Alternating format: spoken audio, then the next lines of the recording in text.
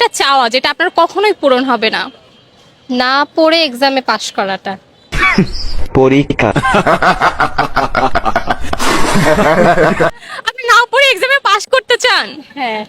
কিন্তু আমি পড়বো না না না না না, হবো আমি সেলিব্রিটি, ফ্যান হবে লাখো কোটি, বই পড়া লাভ হবে না না না না। ভাইয়াকে একটা প্রশ্ন করতে চাই, সেটা হচ্ছে এমন একটা চাওয়া যেটা আপনার কখনো পূরণ হবে না।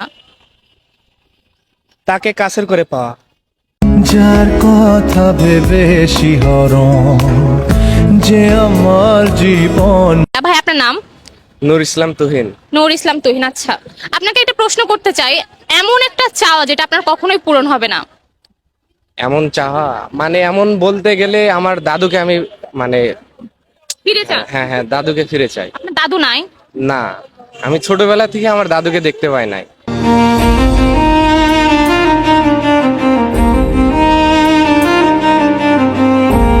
এখন আমার সাথে আছে একটা ভাই। ভাই আপনার নাম? মোহাম্মদ নিশান আলী।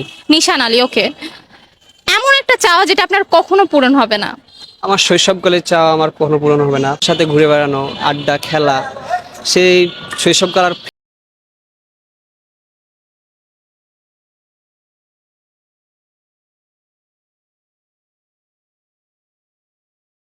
সাথে আছে সালিমা আপু, তাকে একটা প্রশ্ন করতে চাই, সেটা হচ্ছে এমন একটা চাওয়া যেটা তোমার কখনো পূরণ হবে না।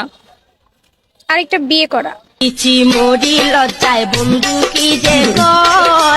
আর একটা বিয়ে করা? হ্যাঁ, কারণ যেহেতু আমার একটা বিয়ে হয়ে গেছে, একটা বাবু আছে, সো আরেকটা বিয়ে করা এটা তো কখনোই পূরণ হবে না, কোনোভাবে সম্ভব না। আমার মুখে কইতে পারি না, প্রেম করিয়া বিয়া করলি না, ও রসের বিয়াই দে। এখন আমার সাথে আছে একটা ভাইয়া। ভাই আপনার নাম? মোহাম্মদ আবির হাসান। আচ্ছা, আপনাকে একটা প্রশ্ন করতে চাই, এমন একটা চাওয়া যেটা আপনার কখনো পূরণ হবে না, সেটা কি? আমার নানুকে জড়িয়ে ধরা। নানুকে জড়াই ধরা? কেন, আপনার নানু নাই? না, নানু বেছে নেই। এখন আমার সাথে আছে একটা ভাইয়া। ভাই আপনার নাম? সৌরভ। সৌরভ। ভাইয়াকে একটা প্রশ্ন করতে চাই, এমন একটা চাওয়া যেটা আপনার কখনো পূরণ হবে না। আমার একটা প্রিয় মানুষ ছিল, যেটা কখনোই পাওয়া হবে।